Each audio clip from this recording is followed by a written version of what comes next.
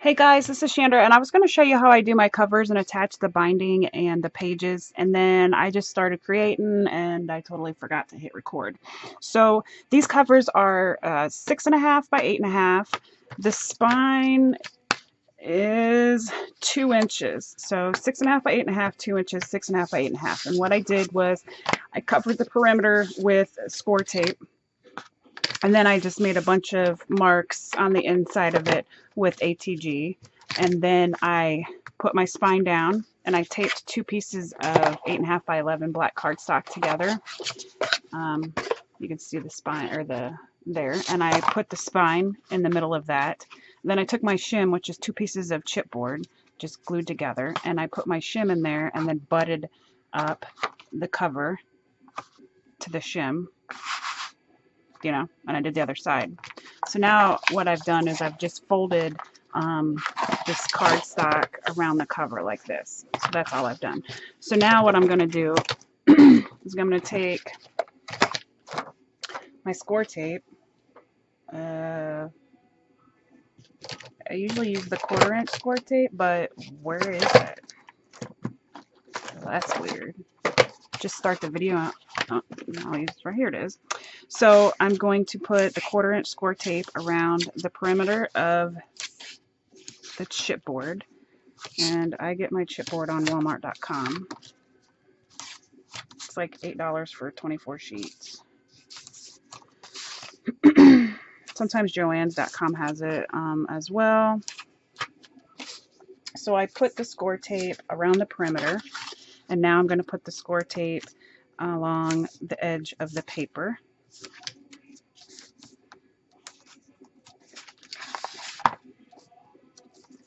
Don't need to go past that because I'll be cutting that out.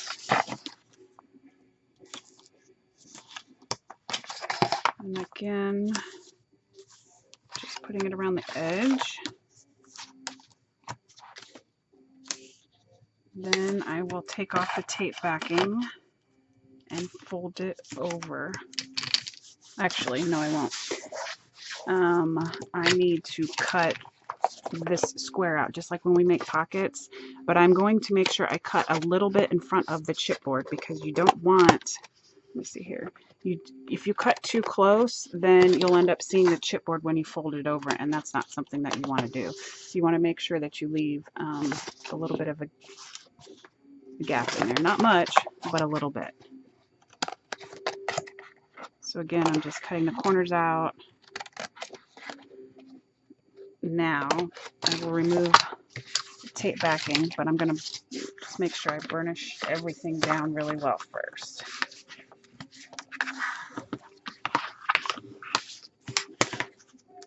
It's easier to get the tape backing up if it's stuck down, and sometimes tapes don't like to stick to the chipboard for some reason. I don't know why, but they don't. So here we go. And trying to get this done quickly. Okay, so I take my bone folder and I press against the chipboard and the cardstock just so I get a good burnish, and then I pull it so it's tight, and then I score it down. So I'm going to do the same, this side the same way. I'm pulling it and then burnishing it down so that it's a nice crisp. So now this is like really long. I don't know why I just flipped that completely around, but so I'm going to do the middle and burnish the sides, and I'm pulling on the paper because I want it to be taut.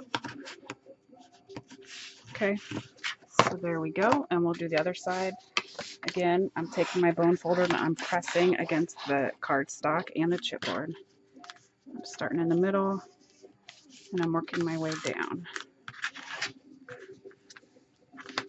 So it's nice and crisp.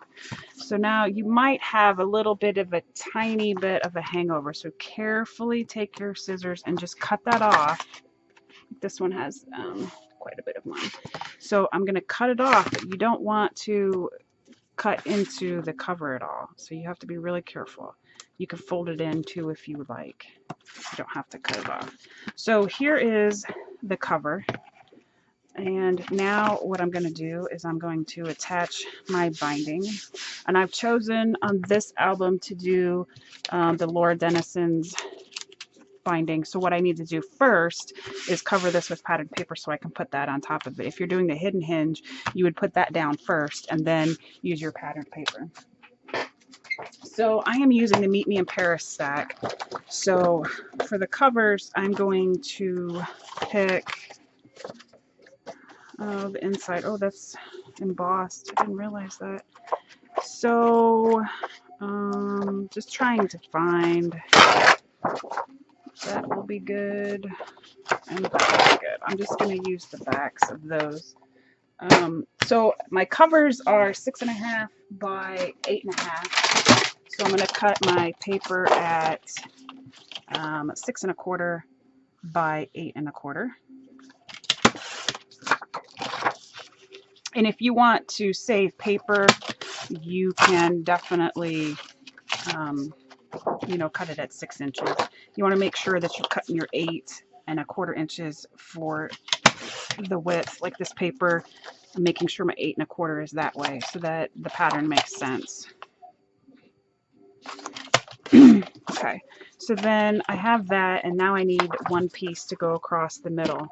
And I'm going to use this. It needs to be, I'm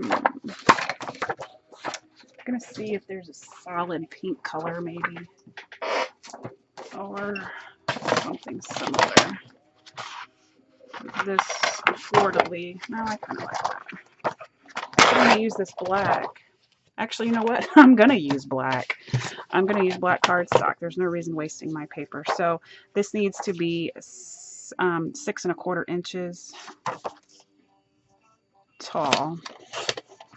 And the spine is 2 inches. So I want to hang over 1/2 inch or 1 inch on each side. So I'm going to do 4 inches. And you're going to want to apply this with score tape because you don't want this part coming up. So I'm going to put score tape on the perimeter of this black piece of cardstock, and then also along here. And I'm being careful not to go to the edge of the album because this paper is going to not go to the edge because we cut it 1/4 inch smaller, see? And I don't know if this is overkill with the tape. It might be. So I'm going to burnish it down. And before I pull that up, I kind of want to get a precise measurement of what's going on here, where I'm going to put my black cardstock. So I'm going to draw a line 1 inch on each side of my spine there, or my spine. So now I'm going to take off the tape backing.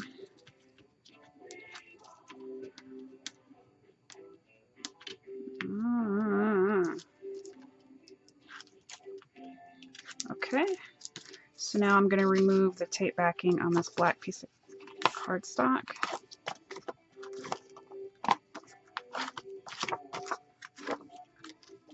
And I'm going to line up with my 2 dots and make sure that I'm 1/4 inch away from the sides. And try to make sure it's even. If I put the tape too far, I'm just rolling the tape up a little bit. It doesn't have to be exactly perfect. And now I'm going to just use ATG gun to attach this paper. I'll go to perimeter, I'm doing an X, I'm doing a plus sign, whatever. However, you can use glue, whatever. So I think it goes this way. I don't like this as much, so I'm going to put it in the back. And so I make sure that there's a little gap around each side. And now I'm going to put this side down. I'm just burnishing the spine there. Again, I'm going around the perimeter of this. And I'm doing X pattern, a plus pattern, more stuff, just rotating it and taping it. So again, I'm going to center this on the cover, but it's on the inside. There we go. So I have my hinge here, and I'm going to take off the tape backing. I have 2 1/2-inch strips there, and I want to put 1/4 of an inch right down the middle, trying not to touch that tape because then it becomes less sticky. So now I'm taking this spine and I'm going to center it. I kind of want it to be straight. The spine is 1 1/4 and this is 2 inches, so it's going to have 3/8 of an inch. Where's my pencil? You don't have to do all this, but if you want your spine straight, you're going to have to, you're going to have to make some kind of marks. So it needs to be, it's going to be a little over 1/4. And see, this stupid ruler doesn't have the lines anymore, so I'm going to have to kind of guesstimate here. I guess as long as it's straight. There's, that's the middle. Do the middle, and then it's 1/2 an inch, so that's 1, and that's 1/4 there.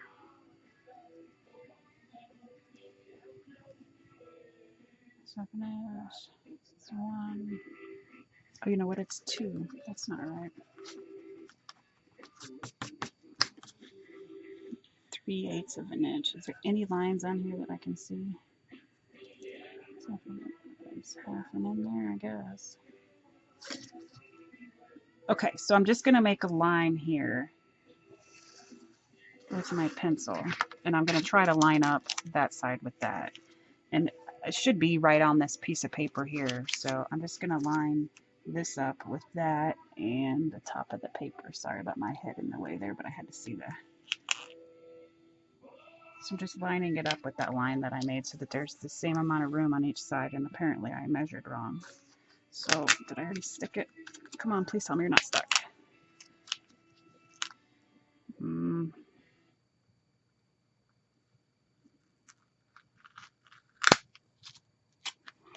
Okay, so I made this line here, and what I want to do is just line it up with that line so that I know that my hinge is straight. I'm going to try to make sure that I have the same amount on each side. It's kind of hard to tell. It's all black, but you can measure out your spine, measure out your hinge to make sure that there's the same amount. And now I'm just going to burnish this down really well. And then we will attach the pages to the album. I'm just trying to get this burnished on here as best as I can. Okay, so now I'm going to remove the tape backing, and this is just how I do the pages. I'm not putting them on in any specific order. I'm just making sure that my pockets and stuff open up the way that they're supposed to. I don't want to repeat the... So what I'm doing is I'm putting my finger in there, I'm opening up the pocket, and then I'm sticking the pocket inside, or this little flappy doohickey. I'm going to flip that open so I can see here on this side. Just kind of, sometimes if you have a lot of flaps and stuff, you got to be careful to make sure that you're getting the tag inside the pocket page and not on the flap itself. So making sure, and I'm going to press and fold down. So that is the first page. So I don't want that page again, so that's that. Need to make sure this opens up on the right. Okay, that's good. So I'm going to remove the tape backing on the second hinge. And I'm going to do the exactly same thing. See, I'm opening it up with my, let me see if you can see in there. Nope, you probably can't see. So just putting it on there and kind of wiggling it back and forth to make sure on there. Something's catching it and it's making me mad. Normally I stick my head above it, so it's a lot easier when you stick your head above it so you can see what's going on. There, I'm pressing it down. Now that's the page. This is the same page, so now I want this page here, which is the one with the 2 flaps on the right side. Kind of funny. So I guess I should start by removing the tape backing. And then I'm going to do the exact same thing to the next 3 pages, but I'm not going to go as slow.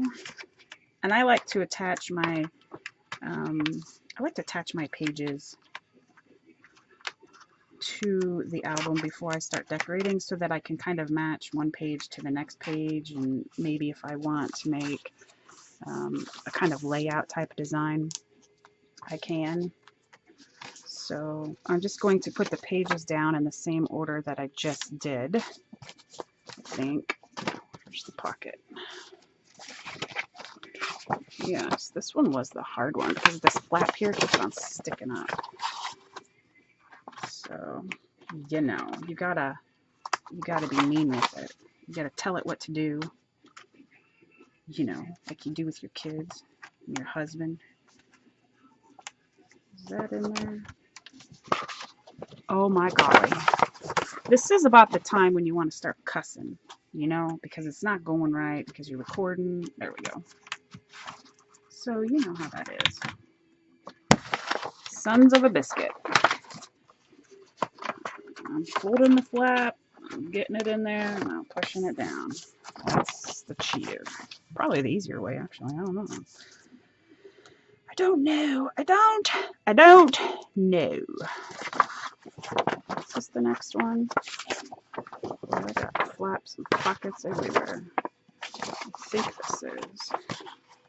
And these flips to the right. Seems like this cardstock isn't as thick as their normal. I think Recollections changed their cardstock, and that's why it's only $2 now. Because it's not as thick as it used to be. And I noticed the last time I went there, their normal price on it is $2. It used to be like, what, $3.99 or something? And now I don't think it's as strong, and that's why it's not going down, because it's not sticky. What does this say? No, it says it's still 65 pounds. I don't know. Maybe I'm imagining that it's thinner. I don't know. Can't get this off. There we go. And so this is the last page, and again, both flaps are on the right-hand side. See, that one was easy. There's no flappy flues. All right, so that is the Smile album, making the covers and attaching the spine. And so now I will get to decorating. Have a nice day, guys. Bye.